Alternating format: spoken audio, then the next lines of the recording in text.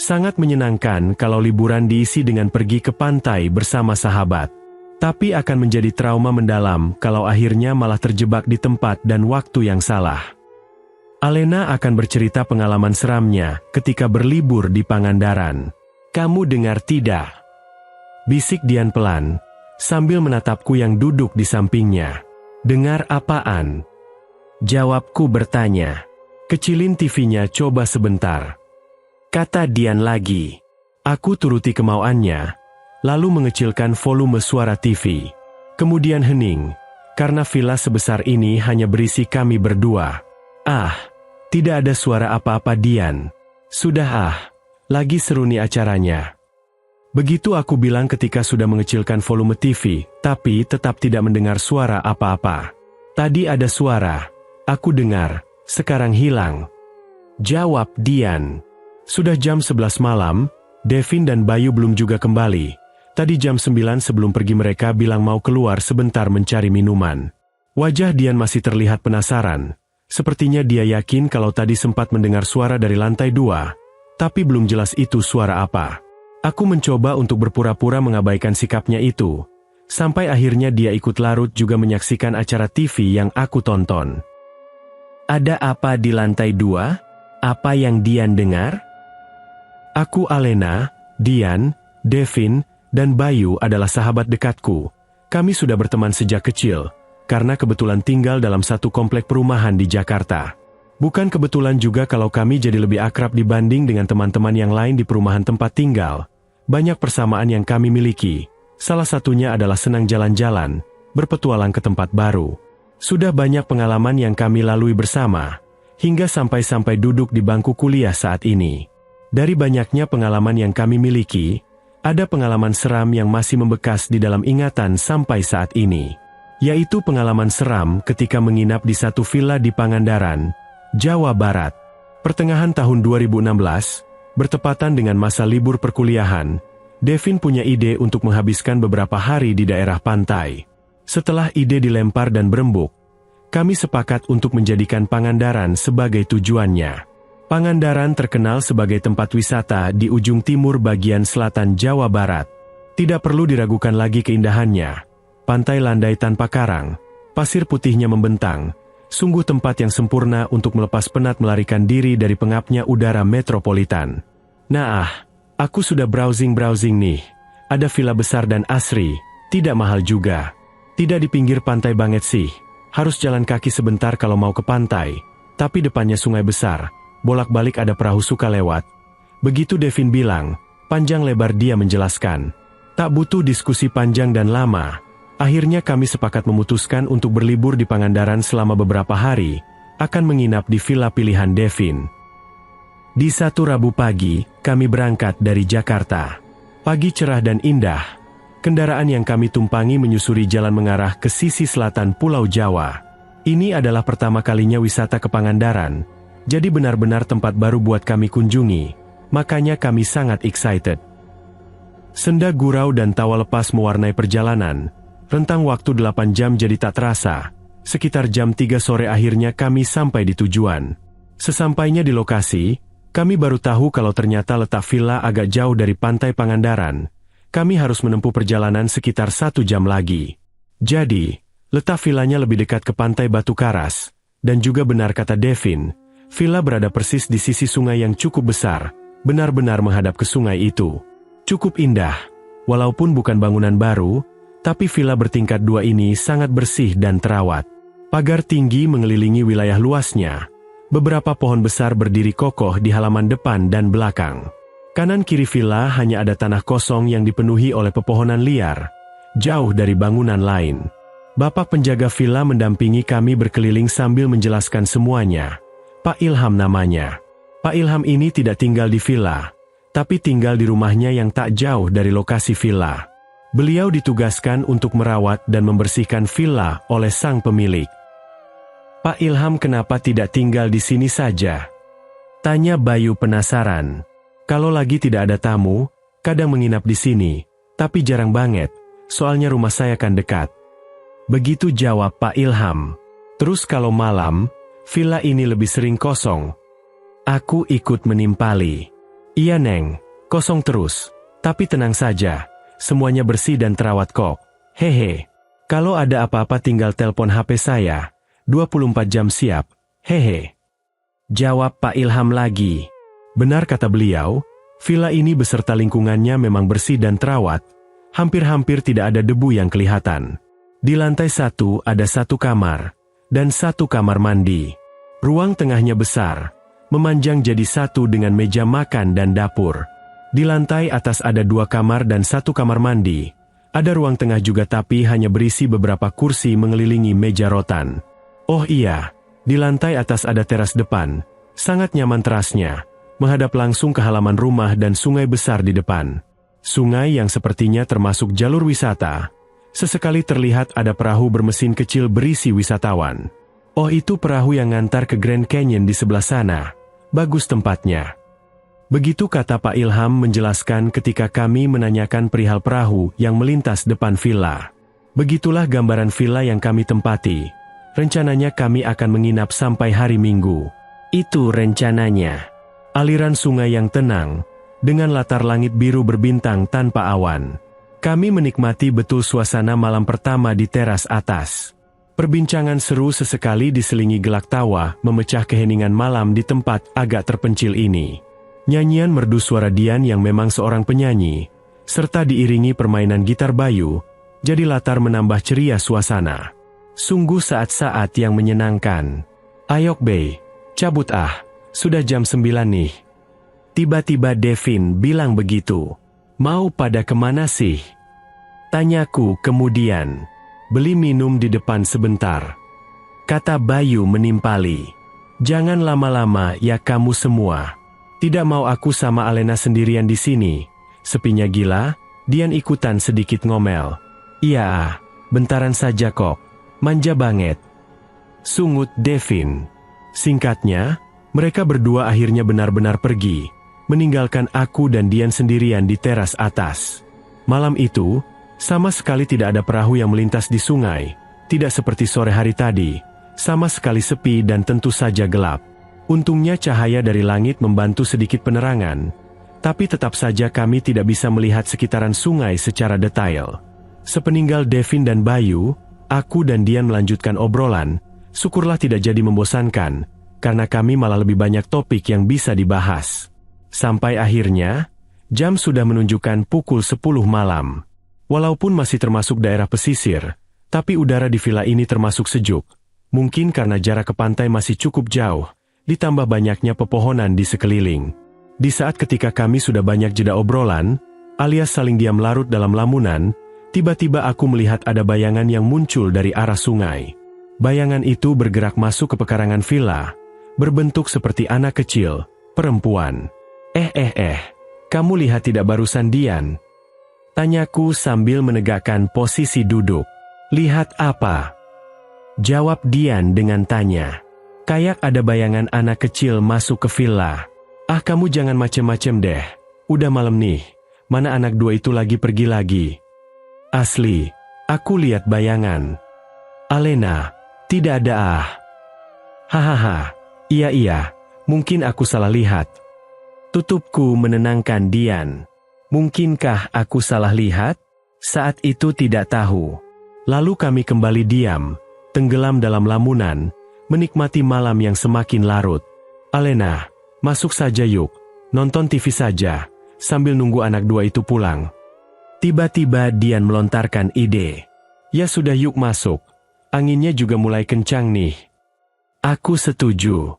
Lalu kami masuk, menuju ruang tengah lantai 1. Di dalam, kami duduk di depan TV, di ruang tengah lantai bawah. Lampu terang benderang kami biarkan semuanya menyala. Udara di dalam lebih hangat, mungkin karena agak tertutup. Angin malam sedikit terhambat untuk masuk. Sampai akhirnya, tak terasa sudah setengah jam kami menonton TV. Kebetulan waktu itu acaranya cukup membuat aku tertarik.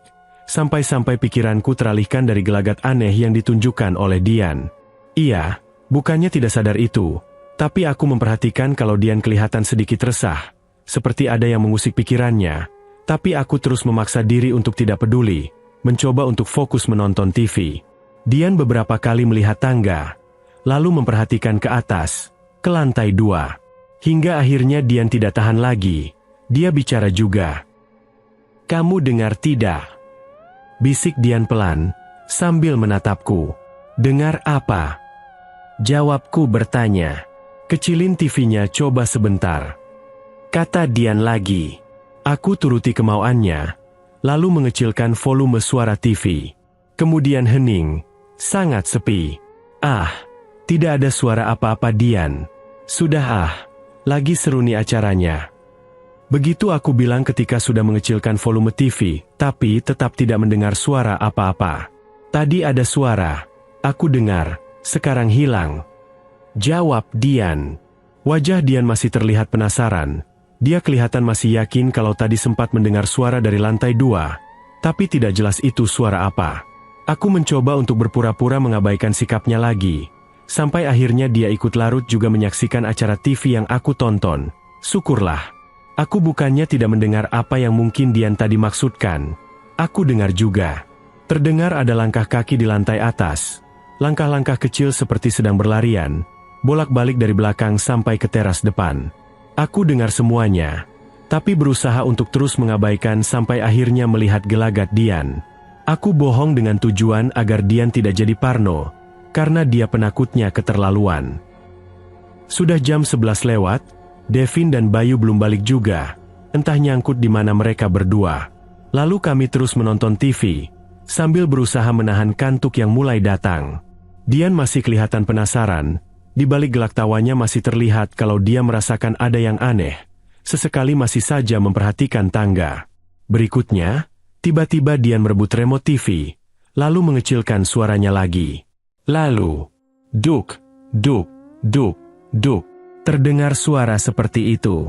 Aku tidak bisa bohong lagi, karena kami mendengarnya bersama-sama. "Tuh, kamu dengar tidak?"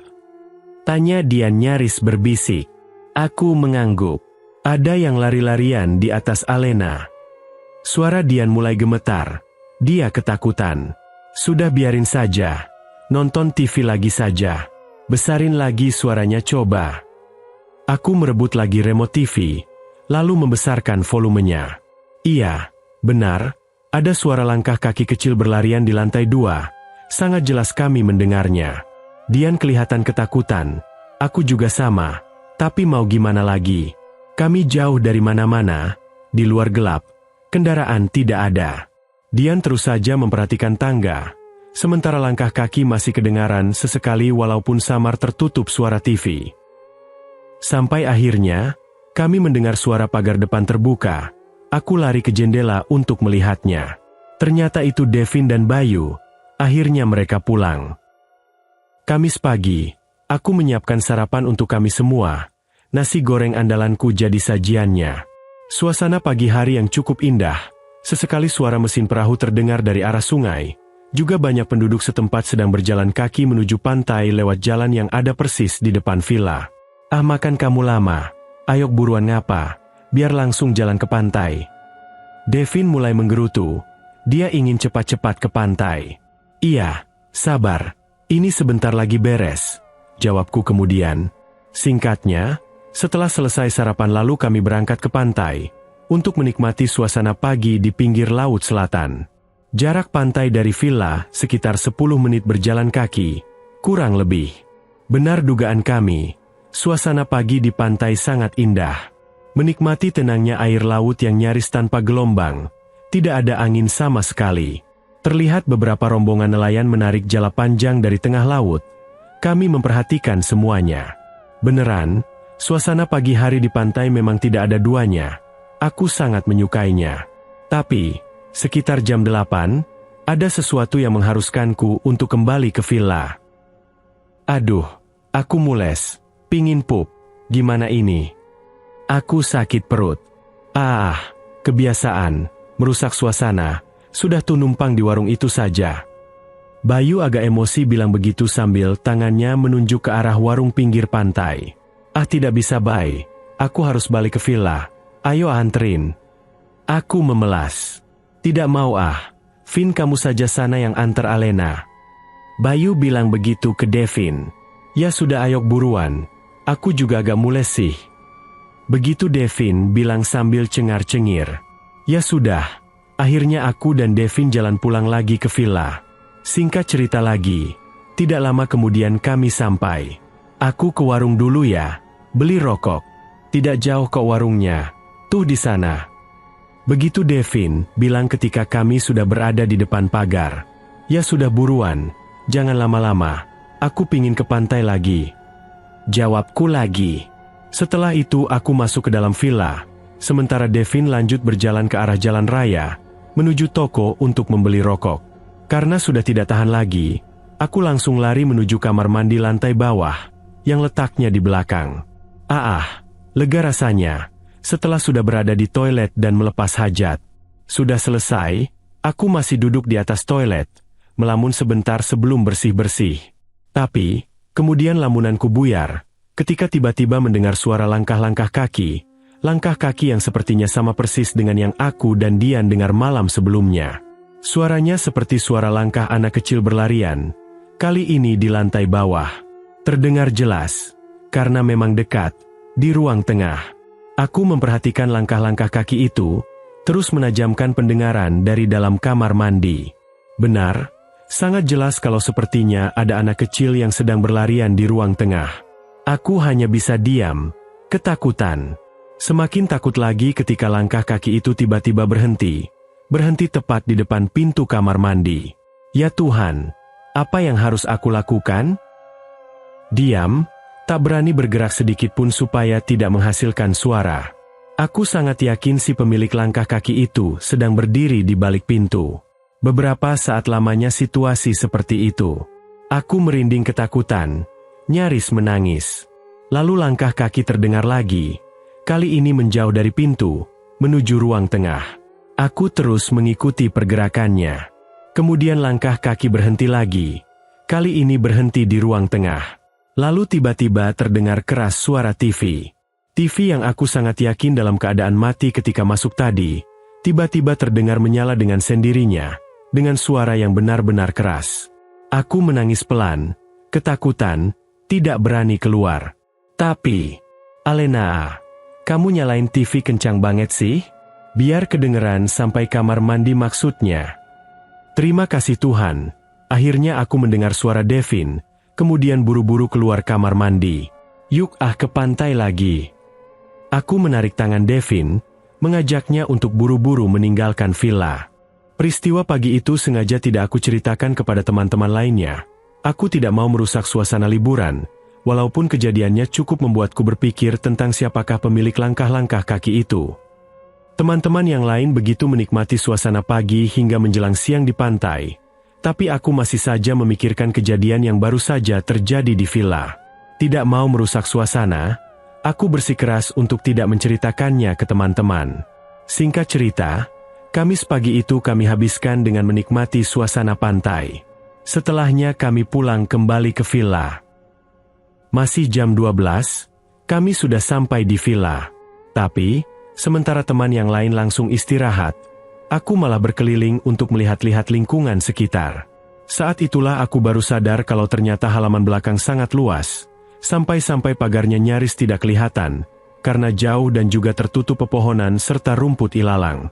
Beberapa pohon besar berdiri tegak, membuat suasana menjadi agak teduh walaupun sinar matahari menyengat terik. Aku terus berjalan berkeliling melihat-lihat. Bagian yang masih dekat villa memang kelihatan terawat dan rapih, tapi berbeda ketika sudah agak menjauh. Mendekati pagar, rumput liar dan ilalang tumbuh tinggi, dedaunan kering berserakan. Wah, Pak Ilham ngerawat bersihin cuma yang dekat-dekat villa saja nih. Begitu gumamku sendirian. Langkahku berhenti ketika hanya tinggal beberapa meter saja dari pagar. Pagar tembok yang harusnya berwarna putih, tapi sudah kusam terlihat. Pagar ini tidak tinggi, hanya setinggi dada orang dewasa, jadi aku masih bisa melihat pemandangan yang ada di baliknya. Lanjut melihat-lihat sekitar. Semilir angin berhembus hangat, menerbangkan daun-daun jadi terangkat. Sesekali aku menyeka butir keringat yang jatuh bergulir di wajah. Suasananya sangat sepi, tidak terdengar suara selain suara ranting daun pohon tertiup angin, benar-benar sepi. Sangat suka situasi seperti ini, tidak ada kebisingan, tidak ada hiruk-pikuk memekakan telinga. Aku senang, sungguh suasana yang menenangkan. Sambil kaki menendang-nendang dedaunan kering, aku melangkah pelan menyusuri pagar tembok belakang, dari sisi kanan ke sisi kiri. Loh, kok ada rumah? Langkahku terhenti, ketika melihat ada satu bangunan di luar pagar, di sebelah kiri belakang. Jaraknya tidak terlalu jauh, kira-kira hanya sekitar 20 meter dari tempatku berdiri. Bangunan berbentuk rumah biasa, tidak bertingkat, ukurannya tidak besar tapi tidak bisa dibilang kecil. Atapnya terbuat dari genteng tanah yang sudah berwarna gelap. Dinding depannya putih kusam. Aku dapat melihat jelas semuanya karena rumah ini tidak berpagar. Hanya rumput ilalang berdiri agak tinggi yang sedikit menghalangi pandangan. Sama juga, rumah ini berdiri sendirian. Tidak ada bangunan lain di kanan kirinya. Yang agak aneh, kalau diperhatikan, ternyata tidak ada akses jalan menuju rumah itu. Sama sekali tidak ada meskipun hanya jalan setapak. Sekelilingnya hanya rumput liar semak belukar setinggi pinggang, seperti yang aku bilang tadi. Melihat semuanya, aku mengambil kesimpulan kalau rumah itu sepertinya rumah kosong, tak berpenghuni. Pada bagian depan, ada pintu dan 2 jendela. Satu jendela sepertinya jendela kamar, jendela yang lebih besar adalah jendela ruang tamu. Jendela yang besar ini berbentuk kusen kayu dengan permukaan kaca. Beberapa kacanya ada yang pecah. Seram banget itu rumah kosong.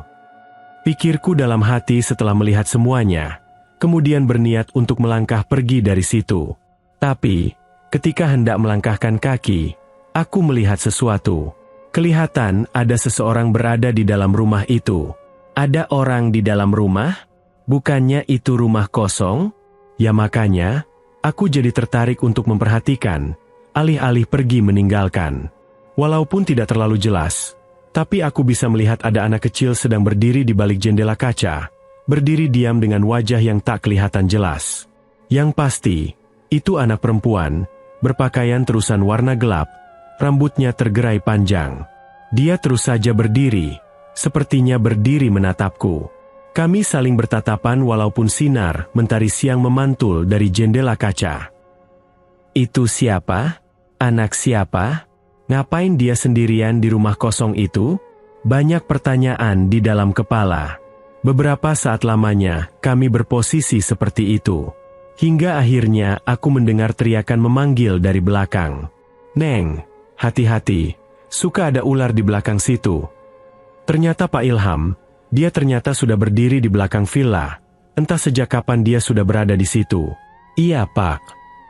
Jawabku sambil tersenyum kepadanya.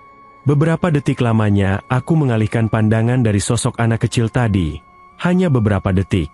Tapi, setelah aku kembali memandang ke rumah kosong itu lagi, ternyata anak perempuan itu sudah menghilang, tidak kelihatan lagi. Pak, itu yang ada di belakang rumah siapa ya? Punya pemilik villa ini juga. Tanyaku kepada Pak Ilham ketika aku sudah bersamanya. Bukan Neng, itu beda pemilik. Punya orang Bandung juga. Tapi sudah lama tidak diurus, tidak tahu kenapa. Jawab Pak Ilham. Jadi itu rumah beneran kosong Pak? Tidak ada yang tinggal di situ? Ya tidak adalah Neng, rumahnya sudah tidak keurus pisan gitu. Aku tidak melanjutkan bertanya, tidak berani. Takut ada pernyataan Pak Ilham yang nantinya bisa jadi akan membuatku ketakutan. Lebih baik diam dan tidak membahasnya lagi. Kemudian aku masuk ke dalam villa. Sementara Pak Ilham menyiapkan ikan bakar sebagai menu makan siang kami. Al, ke depan yuk sebentar. Anterin aku beli rokok. Sore itu ketika kami sedang kumpul di ruang tengah, tiba-tiba Devin mengajakku keluar. Bawa mobil tidak? Tanyaku kemudian. Jalan saja ke warung depan saja kok. Jawab Devin. Ya sudah. Lalu kami berdua berjalan kaki menuju toko di depan. Bayu dan Dian tetap di villa. Toko kecil yang kami tuju jaraknya mungkin sekitar 200 meter. Agak jauh memang. Jarak ini memberikan kami waktu untuk berbincang panjang lebar. Berbincang panjang lebar? Iya ternyata Devin mengajak pergi ada tujuannya. Dia ingin mengutarakan sesuatu. Aku pingin ngomong sama kamu nih. Begitu Devin bilang membuka percakapan. Apaan sih Dev? Tumben-tumbenan. Aku tidak mau ngomong depan Bayu sama Dian. Sama kamu saja dulu deh. Ada apa sih memangnya? Aku semakin penasaran. Kamu ngerasa ada yang aneh sama villa itu tidak sih, Al? Jawab yang jujur ya. Aku agak kaget mendengar pertanyaan Devin. Kami sampai berhenti melangkah sebentar karenanya. Kamu kenapa nanya begitu? Aku bertanya balik. Dari kemarin kita datang, feeling aku udah tidak enak sama villa ini. Tidak enak bagaimana? Tidak enak saja, agak seram gitu perasaan. Sesampainya di toko, kami lalu duduk di warung kopi yang ada di sebelahnya, lanjut berbincang di situ. Nah, semalam kayaknya aku lihat hantu deh, Al. Begitu Devin bilang secara langsung. Hantu? Hantu apa? Di mana?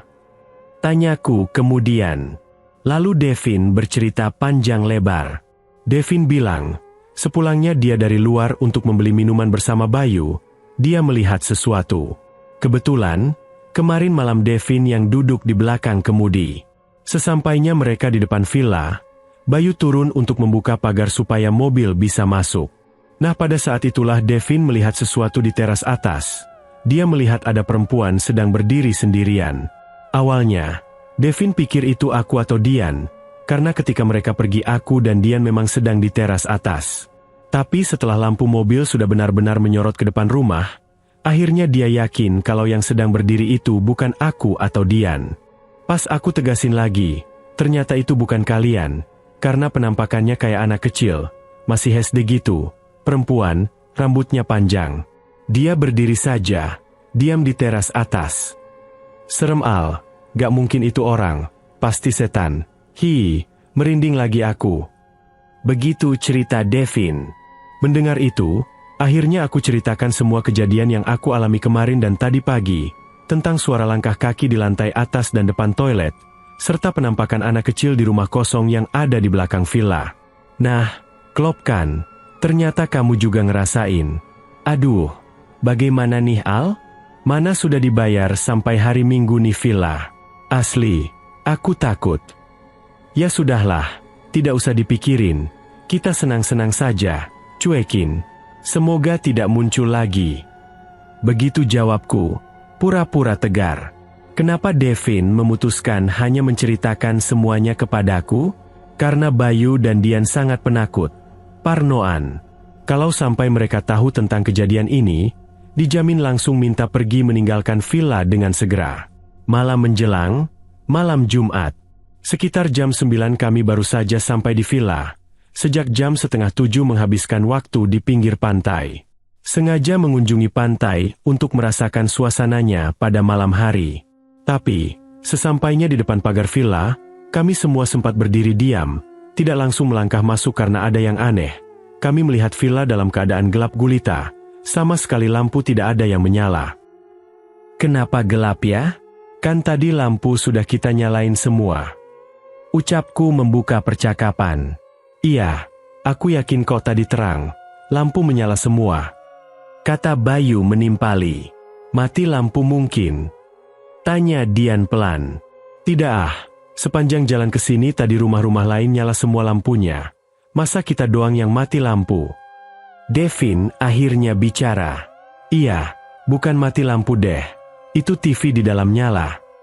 Ucapku kemudian. TV nyala?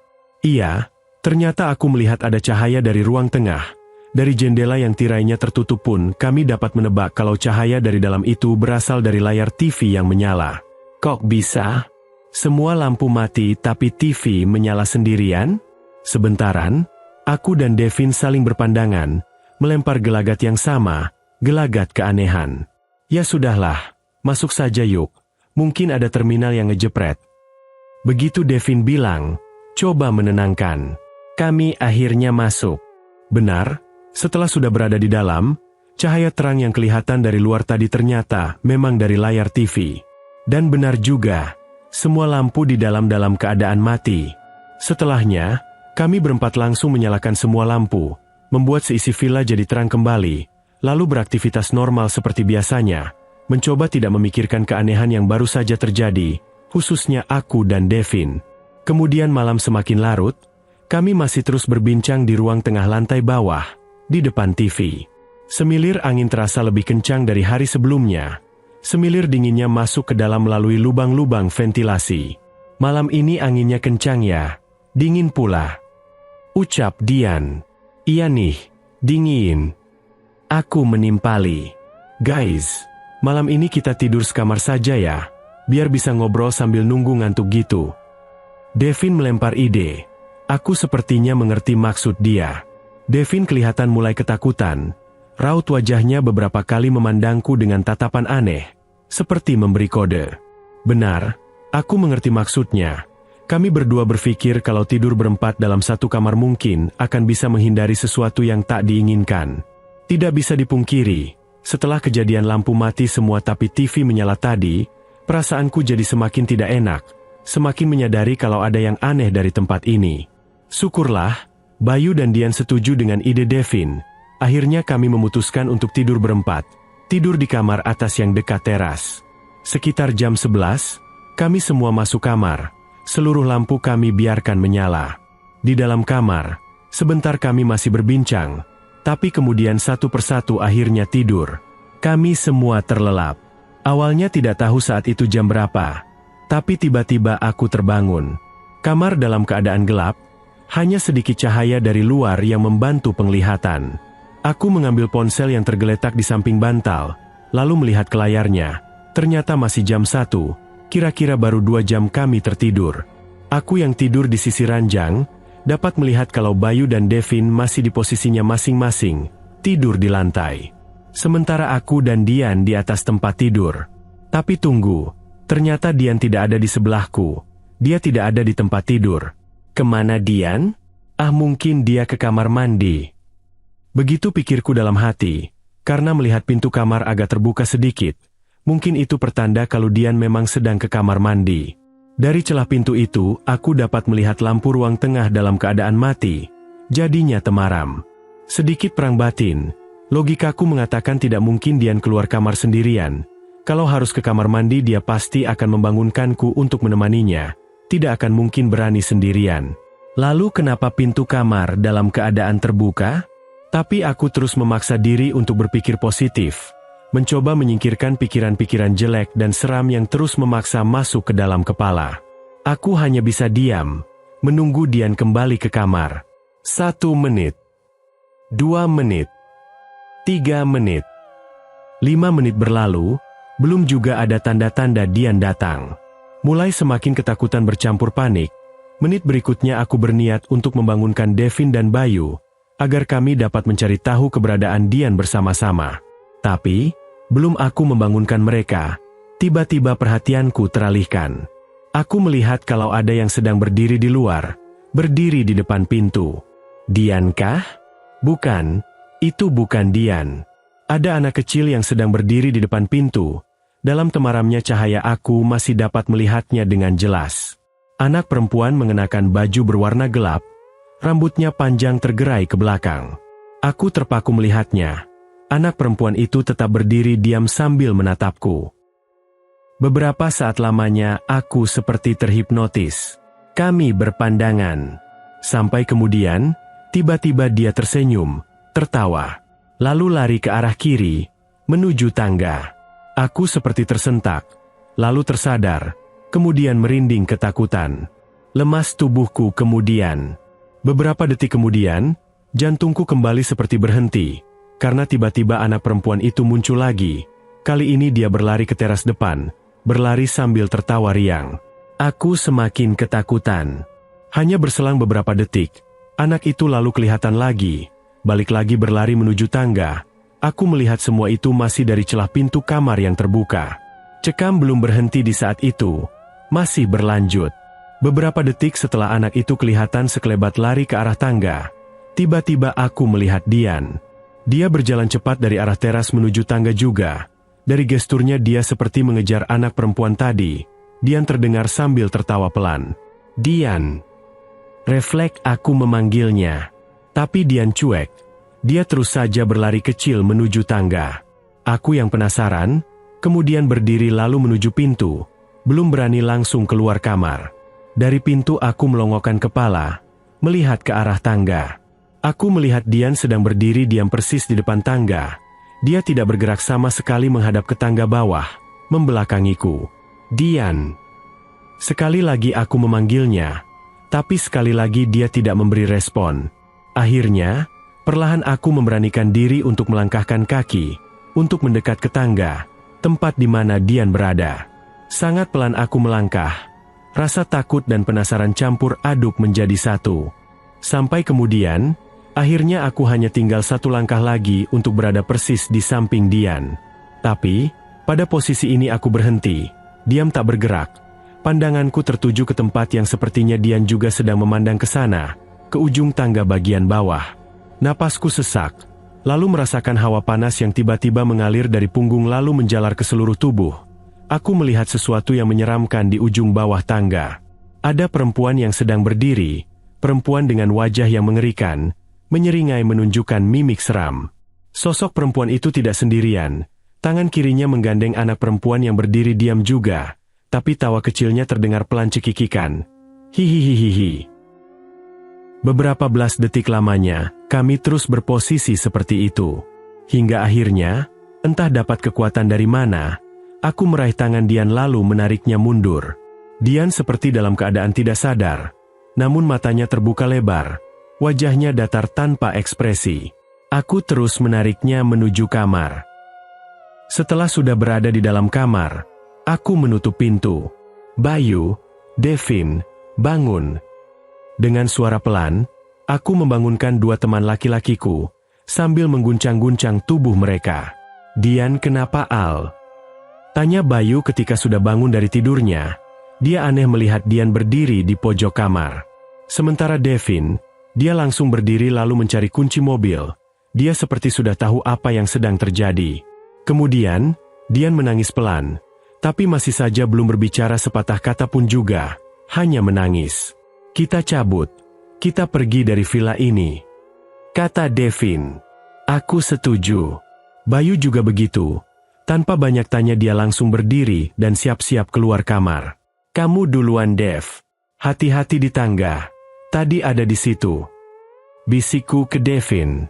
Kamu sama Bayu bawa Dian ya, kata Devin lagi. Aku dan Bayu mengangguk pelan.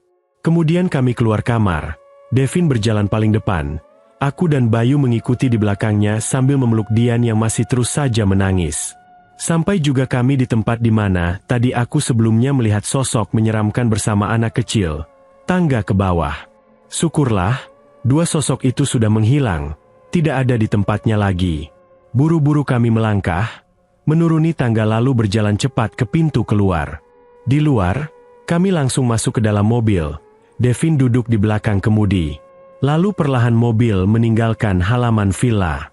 Ketika sudah berada di luar pagar, aku yang duduk di kursi belakang, menoleh lagi ke arah villa. Saat itu aku melihat sosok perempuan bersama anak kecil itu lagi. Mereka sedang berdiri di atas teras, bergandengan tangan, menatap kami yang berjalan terus menjauh pergi. Setelah sudah cukup jauh, barulah Dian seperti tersadar. Ini kok kita ada di mobil? Mau kemana? Ada apa sih? Tanya Dian. Dia terlihat tidak tahu sama sekali tentang peristiwa seram yang baru saja terjadi. Begitulah, petualangan mencekam dari 4 sahabat ketika berlibur di Pangandaran.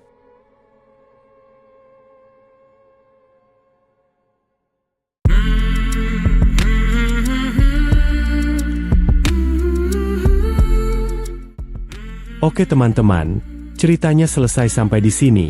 Bagaimana menurut kalian cerita kali ini? Tuliskan di kolom komentar, dan nantikan kisah-kisah lainnya. Tetap di channel Dairi Mistika.